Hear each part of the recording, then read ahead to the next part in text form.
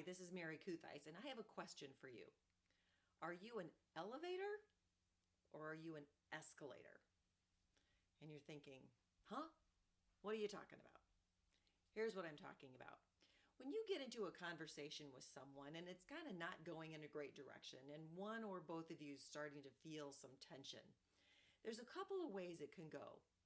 You can either escalate the tension or you can elevate the conversation. To escalate the tension, it's pretty easy. You can do things like body language that shows your irritation or boredom. You can interrupt. You can make your point without acknowledging the other person's point, or worse, you can kind of disparage their point. All of those things are going to escalate the tension in the conversation. But you can also choose to elevate the conversation, to take all of that nastiness out of it, to take the tension out of it, and instead do some things that will shift the whole tone of the conversation. For instance, keep your body language open.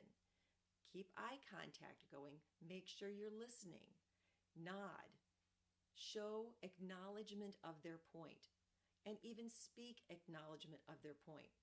Acknowledging that you understand what they're saying and perhaps that you understand it's important to them is not the same as agreement. You don't have to let your side of the point go if it's important to you, but you do need to acknowledge that the other person's point has some value.